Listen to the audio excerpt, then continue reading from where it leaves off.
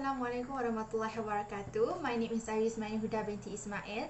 I am from class D6E. My ID number is PDL 1905102 and my lecturer's name is Madam Shafika. So I'll make a video about the assessment for LOG 2633 of air freight management, and the video is on Etihad cargo surviving through the pandemic. So the article title is Etihad Cargo to Deliver Critical Air Freight Service to Australia.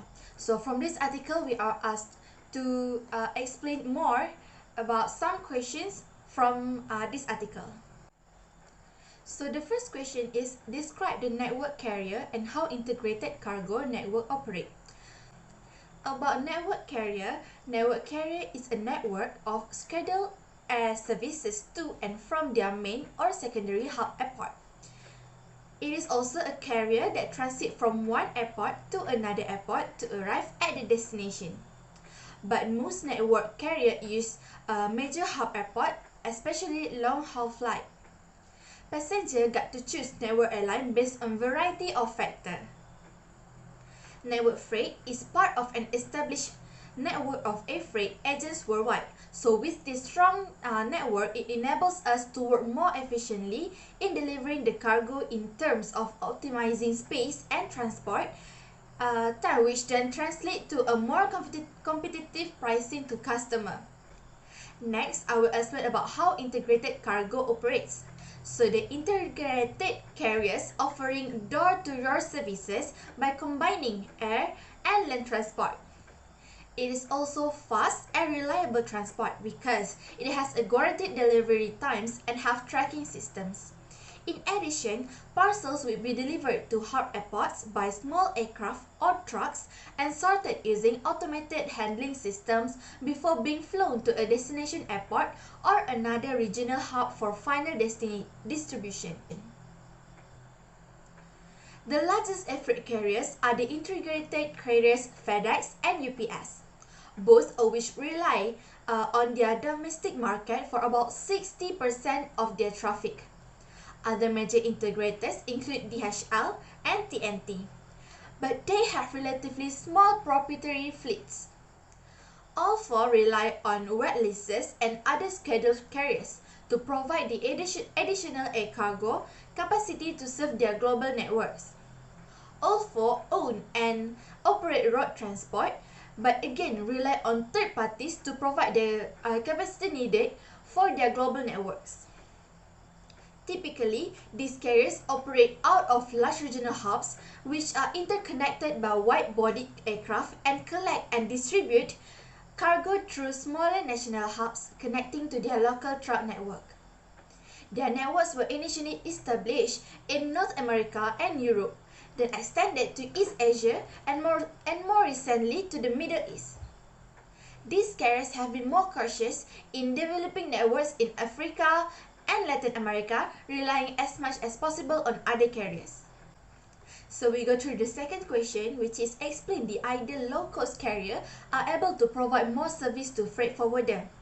So, as we all know, low-cost carrier or airline is also known as a discount or no-frills carrier or airline. They offer low fares as they eliminate few of traditional passenger services. The flight types that LCCs provide are generally short-haul, with the majority of the bookings being made online.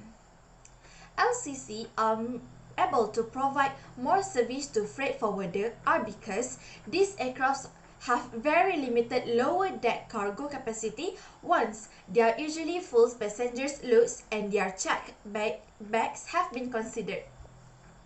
So they can utilize the passenger space because due to COVID-19 pandemic, most of the airline will use the passenger aircraft to transport other goods despite of human as the passenger. At this moment, they will utilize the space of the aircraft as there is limitation for people to travel around the world. So this low-cost company tends to fill in the emptiness. By this idea, it will fully utilize the spaces in that particular aircraft. Accordingly, many freight forwarder can use this service to deliver the goods.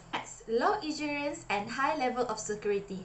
Low insurance premium is lower as the duration for air cargo is short. This will help the freight forwarder to save more in terms of insurance costs.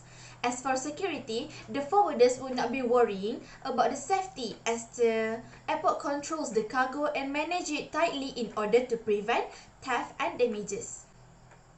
These airlines also have the landing times kept as short as possible.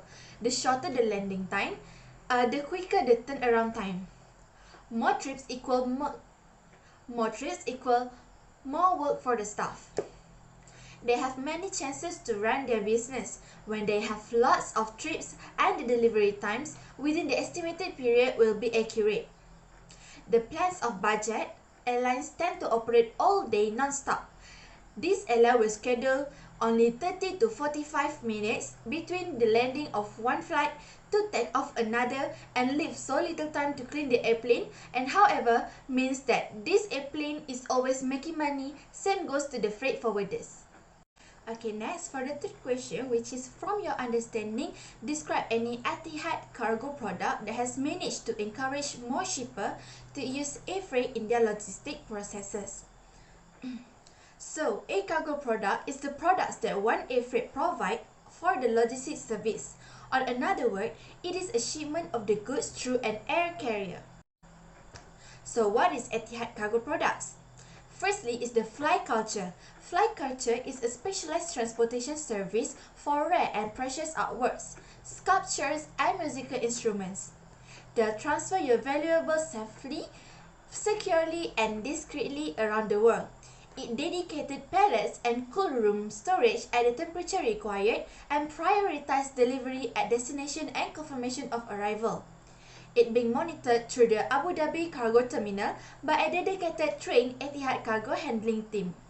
The second is Pharmalife, which is pharmaceutical products. So pharmaceutical products is using specially designed temperature control equipment.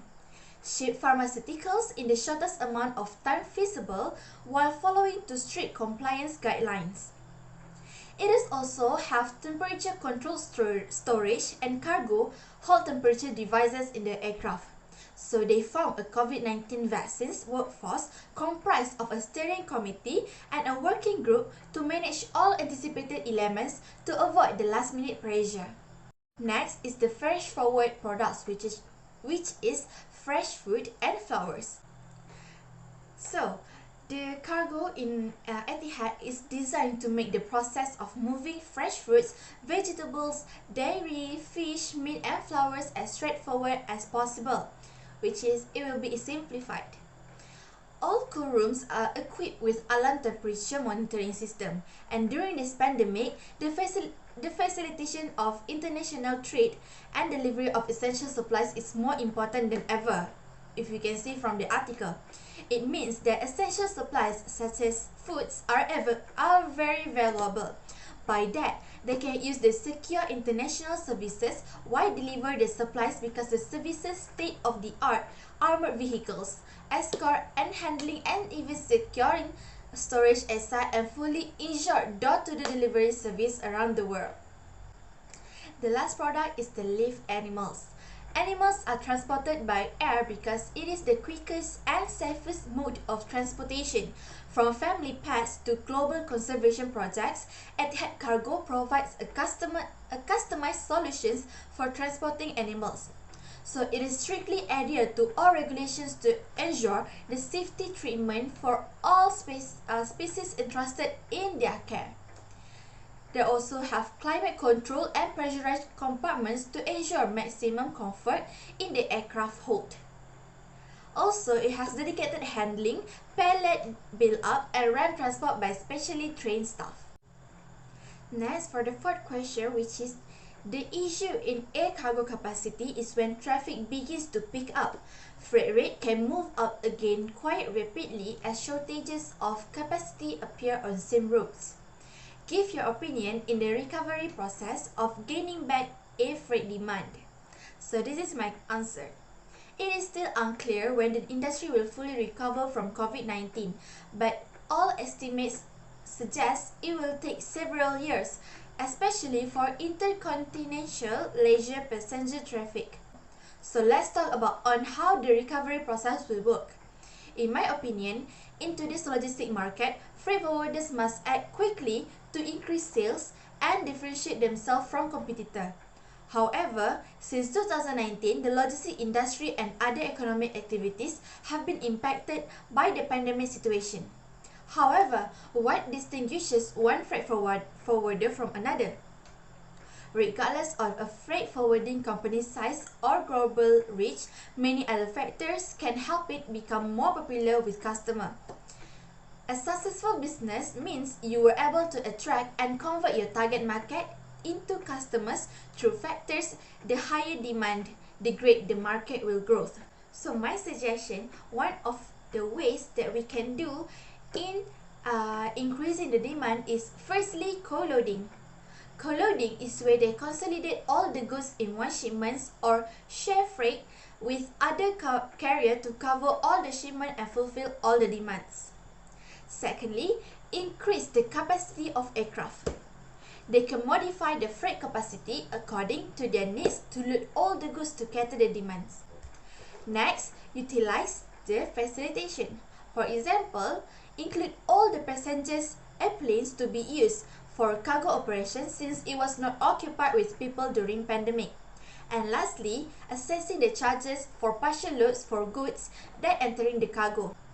It should be inspected so it would not exceed the standard amount. In this case, they can maintain the freight demand from time to time along with the capacity available as it should. Okay, so let's talk about the last question, which is the chances for air cargo demand to grow certainly be closely linked to gross domestic product and trade growth for one country. So how does GDP relate to the air cargo demand? Okay, so what is GDP? GDP is the gross domestic product. So gross domestic product is the final value of the goods and services produced within the geographic boundaries of a country during a specified period of time, normally a year. GDP is one of the most common indicators used to track the health of a nation's economy. The calculation of a country's GDP takes into consideration a number of different factors about that country's economy, including its consumption and investment. It can be measured by three methods. Firstly is the output method, secondly is the expenditure method, and third is income method. So GDP relate to the air cargo demand by it have important aspects of a country's GDP, and it also affect the balance of trade, because the total value of goods and services exported by domestic producers exceeds the whole value of goods and services imported by domestic consumers. GDP increase when there is trade access. So, if GDP and trade growth are at good level, there will be excellent demand services. When GDP and trade growth increasing, air cargo demand also increase. Secondly is air cargo enables nations, no matter location, to efficiently hook up with distant markets and global supply chains in an exceedingly speedy, reliable manner. Thus, within the new fast cycle logistics era, nations with good air cargo connectivity have competitive trade and production advantage over those with such capability.